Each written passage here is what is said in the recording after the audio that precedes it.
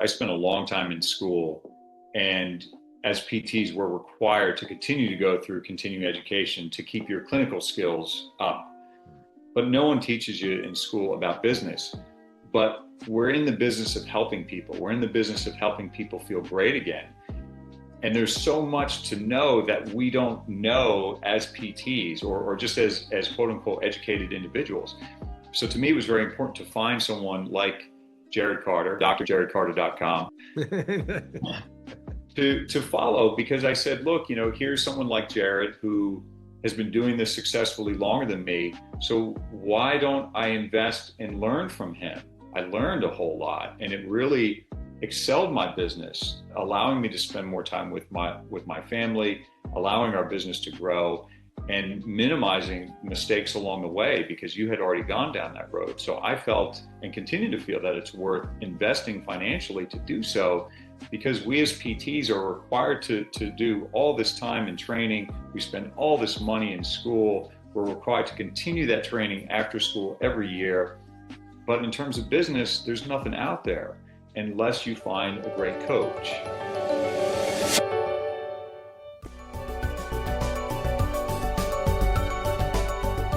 Hello and welcome. Thank you so much for joining me.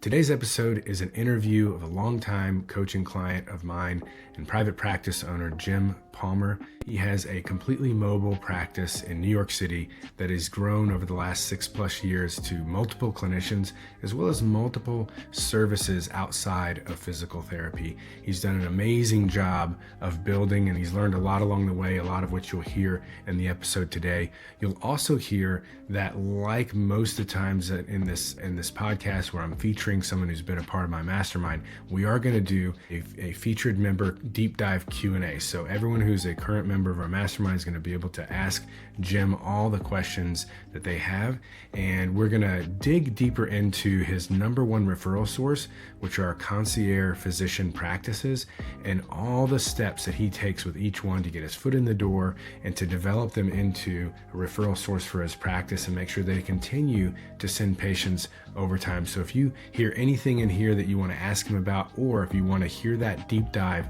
on developing concierge physician practices as referral sources for your practice, then you can go to drjaredcarter.com/mastermind. And then as you scroll down, when you enroll at the checkout cart, there's going to be a little link that says have a promo code. You can click it and put in August 50 to get 50% off your first month with us. So with that said, thank you again for always coming back, for consuming this information. And like Jim, you'll hear himself started out as an audience member. I'm wishing you the most success as you push forward with your practice. And I hope that you too will join us in the mastermind and accelerate your path. Jim, buddy, longtime friend and client turned friend. Thank you for the warm introduction. Yeah, man. So thanks so much for making this happen. I know we're both crazy busy and it took a while to match up the calendars, but I think that the listeners are going to get a lot out of this. Seeing you grow through the years, not just like as a practice owner, but your business itself and the things you've learned has been really an inspiration to be a part of, and I'm excited to share it with everyone today. So why don't you kick it off and let us know what got you into private practice, a little bit about your background, and maybe why you decided to go cash pay, why you decided to go mobile.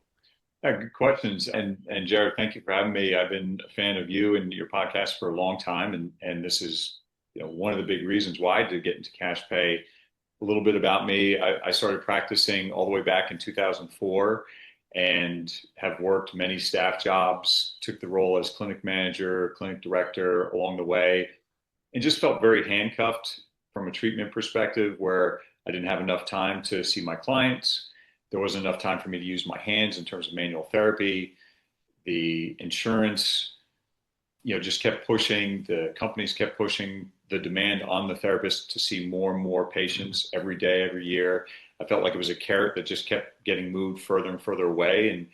And anyway, when I met my to-be wife and we went out to Arizona for a couple of years from New Jersey, I live in New Jersey, I really started to think more and more about private practice. And I had started saving back in, maybe 2010, I started saving to go into private practice, but I didn't know what direction to go into. And so we were out in Arizona for 2 years and then decided to come back to New York City for some opportunities and to be closer to family. And I said, this is my point. I will never work for someone in New York City because I feel like my life force as a therapist will be squeezed out of me because the demand that's just being put on therapists is going to be even greater in a huge city like New York. So about 2016 is when I found your podcast about cash base, and that was a very different idea than what I had grown up with, being in network, being out of network, working for different companies. And I said, wow, I think I can do this in New York City. I had done a stint of home health, so I had a comfort level going into people's homes.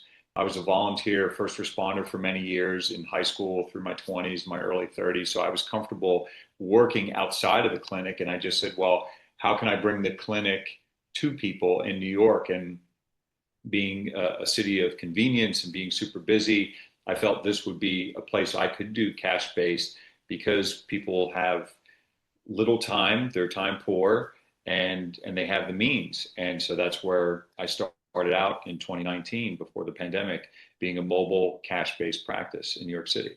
So you kicked it off. How many months before things got really crazy with the pandemic were you in business? I was so, I guess the pandemic started, we started getting these comments or scary stories at the end of 2019. My family and I were supposed to go out to Seattle, and we said, whoa, Seattle, like that's a dangerous place. So we didn't go to that wedding. And then come the beginning of the year in 2020, New York City started having issues. And that's where myself and my wife were. And thankfully, I was a part of your coaching group, and we all huddled together and said, hey, if you're not going virtual, you're probably going out of business. Yeah. And I could literally see that in Manhattan with businesses closing and looking up PT practices and getting phone calls from people because practices were closing. And to me, as we talked about in the coaching group, I had to figure out how to be a virtual PT. Gratefully, I had gone to the private practice conference. And then I think I also went to CSM that previous year in 2019 into 2020, and I attended courses about virtual PT or telehealth.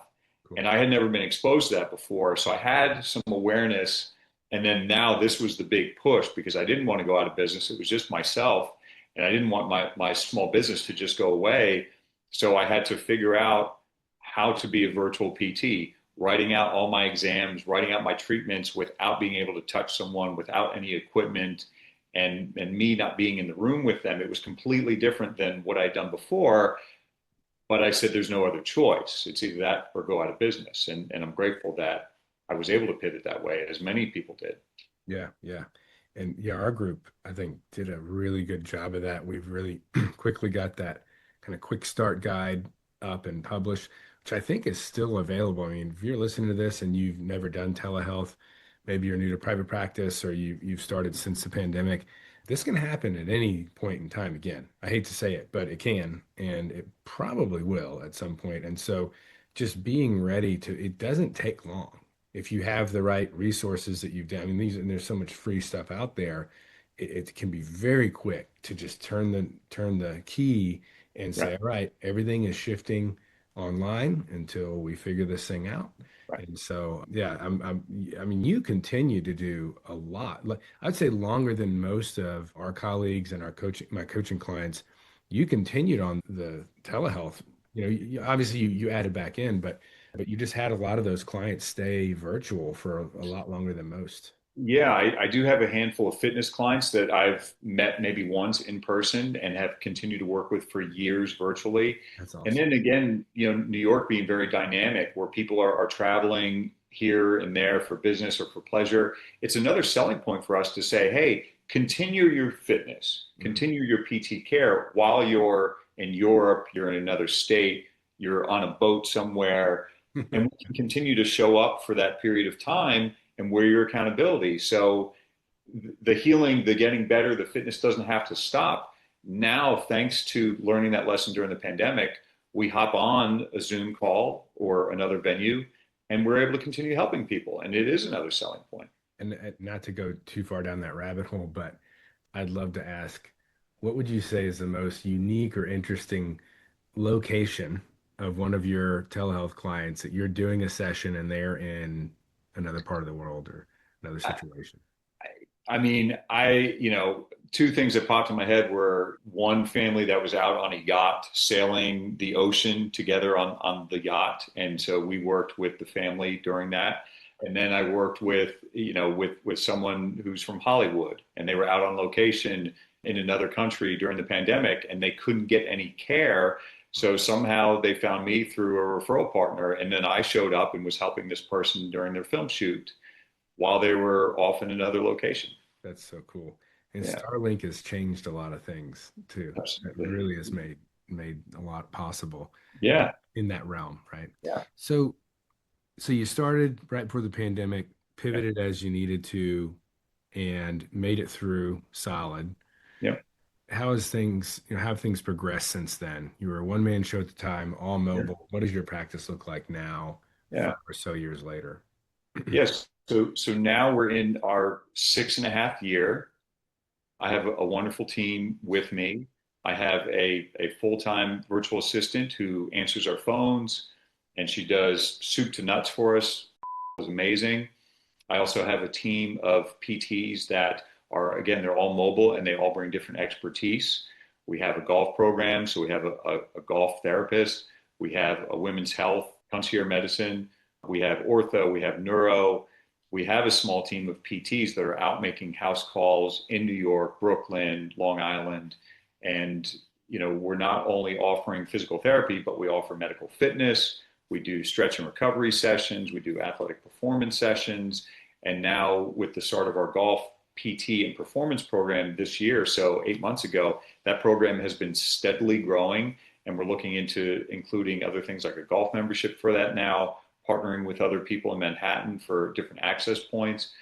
So I've really been blessed with really wonderful people, made some hires. Some of those people are no longer with me and they've moved on for different reasons. So I've learned about being more of a leader and coaching people and managing the team as opposed to just being the PT with a full caseload.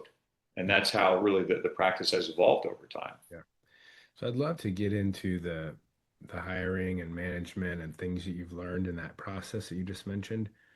But I'd also like to ask first, what is it that drove you to add in so many non-PT, technically non-PT services rather than just, mostly just being a PT provider?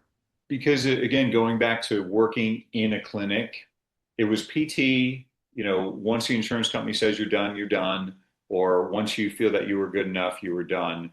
There was no continuing to work with people. It was, well, I'm done. So now I have to find a personal trainer or I have to find a wellness coach or I'm just going to figure it out on my own. So I really felt like it was a missed opportunity, Mhm. especially the medical fitness where, we're not just trying to train up the average person. We're still dealing with a person that probably has multiple injury history or a big orthopedic or neuro history. And so they need more of an experienced person like a PT, a physical therapist, to Mhm. work with them to continue their either them feeling well or being into a fitness program and advancing to that. So I just looked at it as a business like, hey, here's a missed opportunity and here's our own practice. So why don't we offer that? And that's really caught. And then from there, I said, well, why can't we offer a full session of just hands-on myofascial release, stretching? Because these gyms are doing it. This place down the street's doing it. So why can't we offer that too in a mobile concierge sense where, now again, that's just another item on our menu that we're trained to do and we can help people with. Okay. And for those out there hearing this who are either already doing it or now inspired to do so, what are maybe one, two, three things that you would pass along in terms of advice for getting people to say yes to those things? And I don't know if you do any direct to consumer marketing for those or if it's all they start as PT and then you roll them into those programs. But can you speak to that, getting yeses to these ancillary services? It's really been about educating our clients and educating our team that we can do more than classic PT in terms of, you're hurt, so you go to PT. Well, we can continue to take care of you. And that's where I educate our clients. Like, think of us continuing to take care of you now that your ankle's feeling better, why don't we get you ready for that 5K? Or why don't we schedule a stretch and recovery session once a month because you just naturally tighten up and aches and pains come back. Why don't you keep us as a recurring appointment as a priority in your life as the client so that we can help you continue to feel great as opposed to it being very retroactive or after the sense of, oh man, I'm hurt, so I need Jim and his team again. No, why don't you keep us as part of your schedule, your weekly, your monthly schedule, so we can keep taking care of you.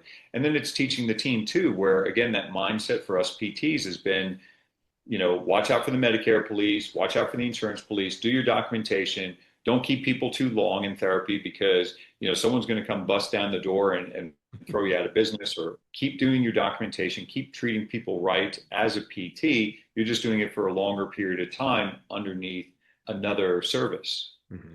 Yeah. And in doing so, I mean, we've obviously worked one-on-one and in a group setting, and so I know these numbers, but are you okay? Are you comfortable sharing your kind of customer lifetime value when someone comes in, what they're on average, what they're probably going to spend with your business? Now, see, now you put me on the spot. See, I should have brought those figures out before we met. But I mean, our As your coach, I remember because last when we were working on this, maybe it was a year or two ago, it yeah, was over. I mean, if you are you okay with me it's just sharing? fine. Yeah, It was over $6,000, yeah. and which now you've added even more services on, and it's probably even higher. And so guys and girls listening, like when that's the case, what you can put into marketing, advertising, the amount of energy where there's still a huge return on investment for every new client, it just goes way, way up. And it makes business so much more predictable, so much easier.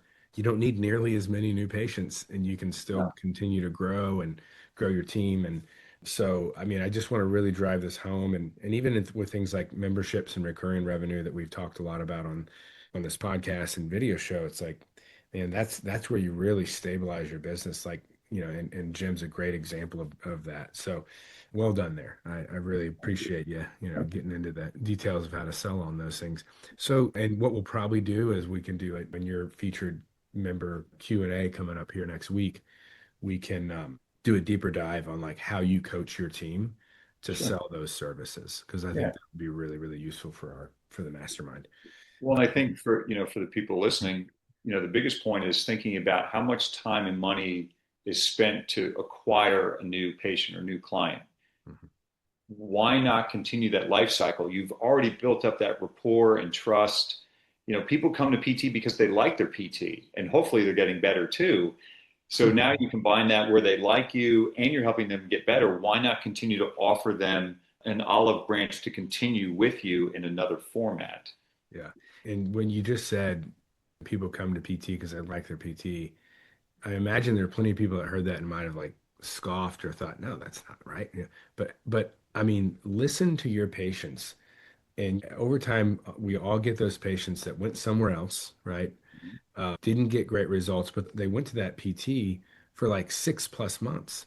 And Yeah. I've just whenever that's happened in the past, I'll just out of curiosity, I'll say, hey, not to throw anyone under the bus or anything, but if you weren't getting better, why did you continue to go for 6 months? Yeah. And invariably they will imply or directly say, like, well, they were super knowledgeable and really a great person. I mean, I really enjoyed working with them. The relief I'd get in sessions wasn't lasting, Yeah. or something along those lines. It's like the amount that personality of the PT, the treating clinician, affects the decision to continue on is absolutely enormous. Yeah. And even in the cash pay model, when they're spending multiple three figures to see them each time. So Yeah. that's a very good point. I'm glad that you brought that up. So let's talk about a hot topic with recruiting in tough markets, right? Yeah. And then managing your team and getting, to get the most out of your team and to get them to be the best for your clients. So I remember in New York, one of your recent hires, it was like a lot of markets, but maybe not quite as bad. But you saw a big drop in how many people were applying when you'd put the job up. Yeah. Just like pretty much all of us have. We're dealing with that here in Austin big time right now. And so, how have you gone about, let's just talk about recruiting first in the hiring process, making sure you've got like the right enough people to interview and the types of things that you do to make sure you're bringing in the right fit? I mean, we're not complicated. I always do word of mouth. So I'm always telling friends, referral partners, hey, we're looking for the right PT who meets these requirements. In terms of advertising, we've put our ads out on Indeed, and Indeed has been very good to us. That brought us the most. And again, even in New York, the amount of applicants has gone down. And curiously, we've had a few people recently find us via Google where they were seeking a concierge practice because they had some experience or they've heard like working for a concierge practice can be really beneficial. And so I've had some people Google us, finding us that way to come aboard. So I can't really speak more than that. I know there's a lot of different ways to advertise for positions, and I'm in a big city. I'm not in a small town. I think a small town, in a sense, might be easier because everybody knows everybody, so the word can get around. I'm in a city of millions of people, so that can be good. That can also be bad. Mm-hmm. Fortunately, you know, I think as a business leader, you learn and that you make hires and you have to learn to be a better leader and business manager along the way. Where my first hires, I would say, "Hey, just do it. Do how you think it should be done." Yeah. But now I've matured or learned that that's not right. They have to do it the Palmer Concierge PT way, and that's up for me to explain that with SOPs and with training and to set those standards as opposed to just saying do it your way. And so to be very unclear was not helpful to them. And early on, I had one therapist that worked with me, great guy, and then he and his wife moved to Miami, so there's nothing I could do about that. And then I had a couple other therapists that worked for me that they stayed for a period of time and then moved on. Now I feel like I'm very grateful. I feel like we just have a really solid team, and I want to keep doing my best to be very clear with my expectations and with our training, and so that everyone feels great about the direction that we're going because it's clear and defined. Being mobile, how do you tend to go about your training and onboarding process that you've learned to be so important? Yeah.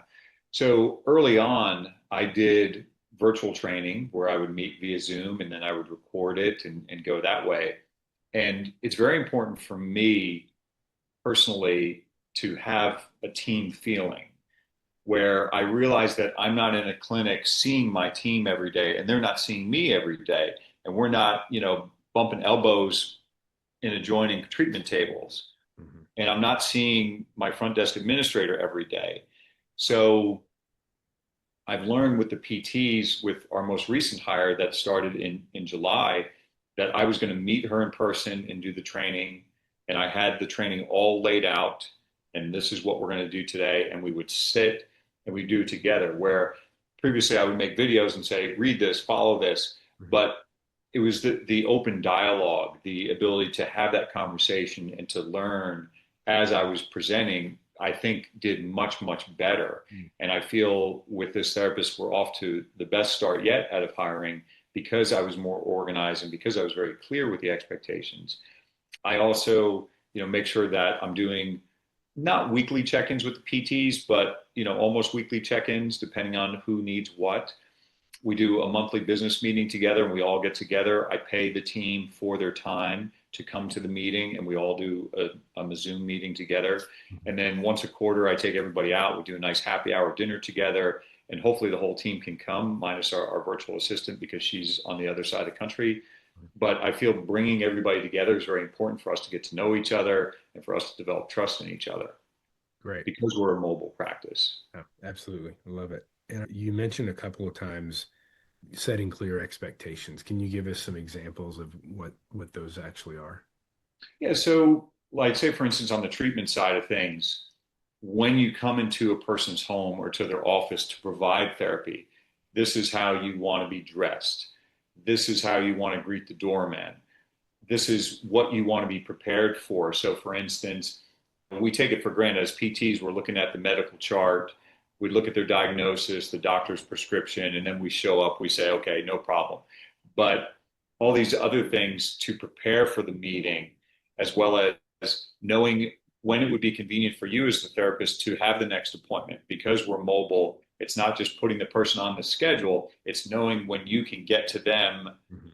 and having a few suggestions in mind so that when they say, oh, I want to schedule another appointment with you, it's teaching that client to give us their biggest availability, not just 9 o'clock on Monday morning.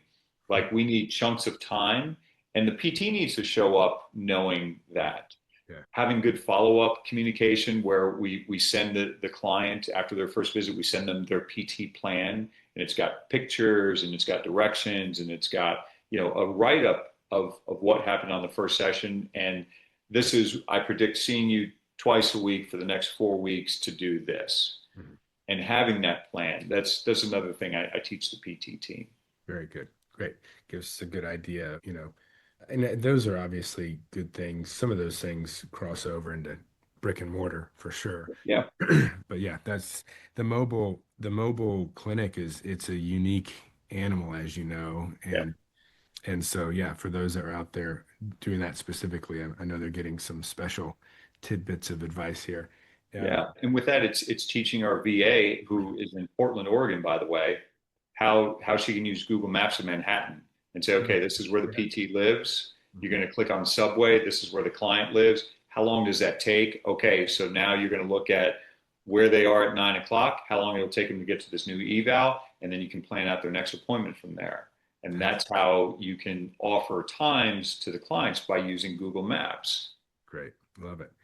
And with this growth, obviously you've done at least a handful of different forms of marketing, lead generation, referral source generation. What are the two or three that you feel like have been the most successful at producing new patients? So we are just starting Google Ads again. I did Google Ads my first year and had some positive responses from it. But then in 2020 got kicked off by Google because in home was dangerous. And so Google kicked us off. Wow. So I haven't been back, but now we're promoting our golf performance program, our golf injury program with that. And we just started. But I would say our bread and butter is word of mouth and really strong relationships with our referral partners and our clients. Me touching base with our referral partners and then training the team. Hey, after you get that referral, you definitely reach back out to the doctor and you say, thank you. I'm sending you the initial evaluation to sign off on. Thank you again very much. We send thank you cards to all the referral partners. We send follow-up thank you cards to all the new clients. Everyone gets put on our monthly newsletter list. So just having these nice touch points on a monthly basis and to go above and beyond to say thank you and to let people know that we are a local small business and that to set ourselves aside from the big hospital systems, the big companies, the companies that you are a number as a patient.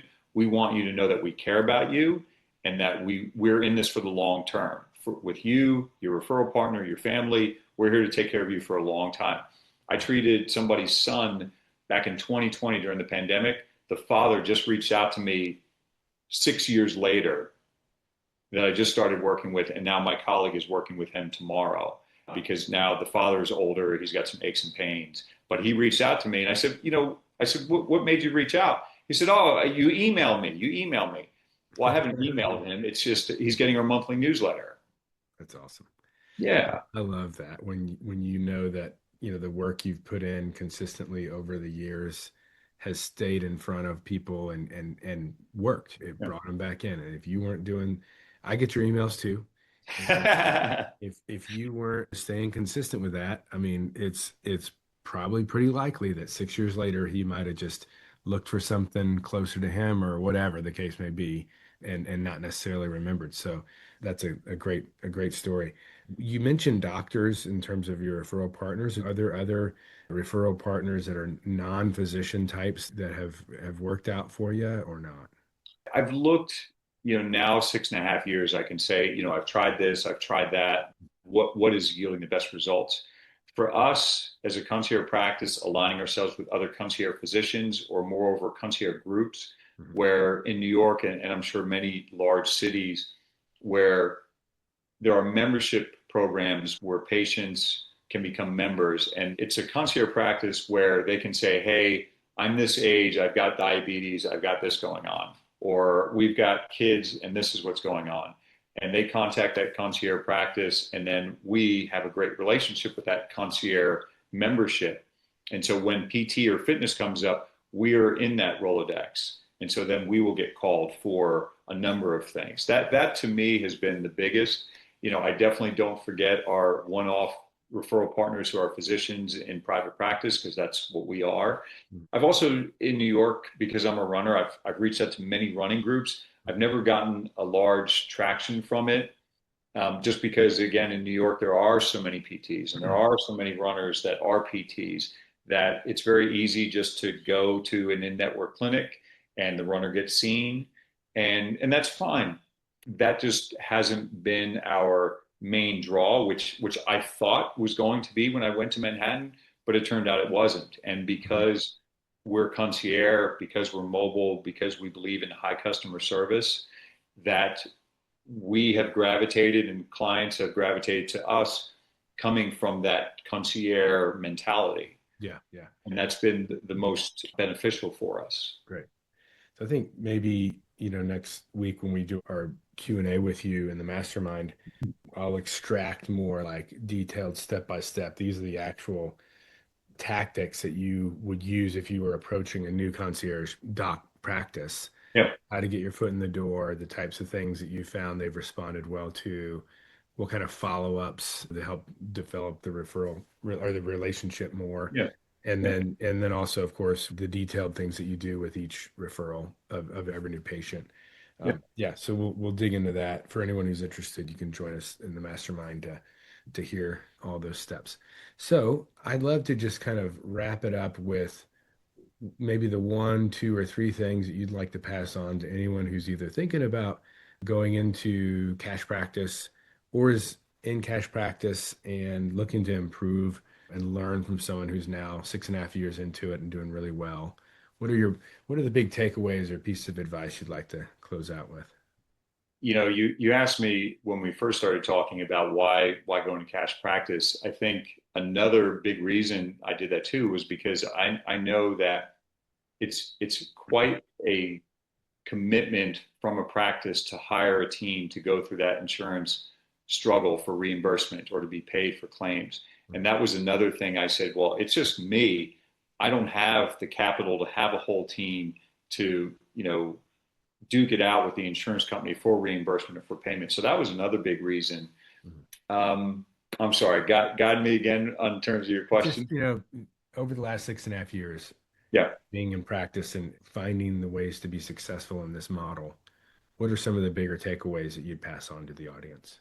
I would say if you're thinking about going into practice, do it, because there's a lot of opportunity. And I think for me, there's just so much opportunity, especially being in New York City and being on my own or being in practice, that you can go many different directions. So if you want to do a niche, do a niche. And I learned that a niche or niche is a good thing as opposed to just being like everybody else. And our niche has become that we are a concierge mobile practice. That's why people hire us, because we're going to provide great customer service, excellent care, and we're going to show up at your door of your office, of your home apartment, or of a hotel.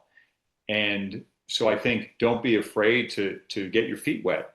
I mean, if you fail, there's plenty of jobs out there. You can always work for somebody else again if you want to. And that's what I took too. I have some money saved. If I fail, I fail. I can keep doing what I'm doing, but I've never gone out on my own. And so I'm curious what that's all about. And I'm very grateful to have a supportive wife, family, and wonderful team and clients that here we are 6.5 years later. Yeah.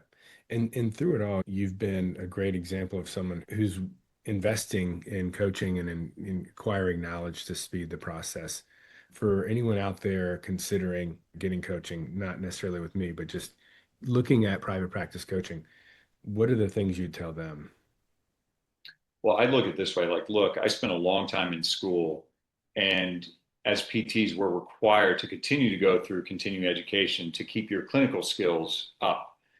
But no one teaches you in school about business. But we're in the business of helping people. We're in the business of helping people feel great again. And there's so much to know that we don't know as PTs or just as quote unquote educated individuals. So to me, it was very important to find someone like Jared Carter, drjaredcarter.com, to follow because I said, look, here's someone like Jared who has been doing this successfully longer than me. So why don't I invest and learn from him?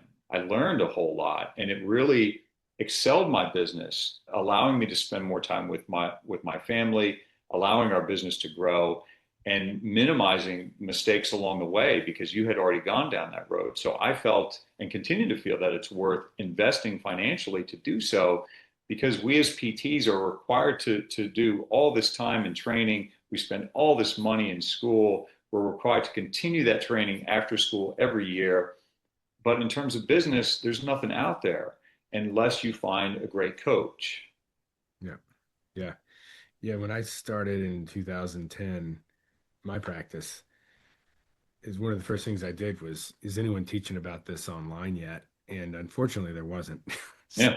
to figure it Yeah. out would have been a lot faster and easier to have had someone like myself to learn from. So Yeah. kudos to you for speeding the process and for always investing in your knowledge base and your skill set, and now passing that on to your team, and y'all are doing great things. So Yeah. thank Thank you. you again so much. And for anyone who wants to learn from Jim, ask him your questions directly. I'll be recording the intro to give you like a nice discount code for your first month. You can join us for that Q&A. All right, Jim, thanks again so much for your time, buddy. It's I great. appreciate you very much, Jared. I appreciate your friendship and your guidance, your coaching. I really appreciate being here today. Absolutely.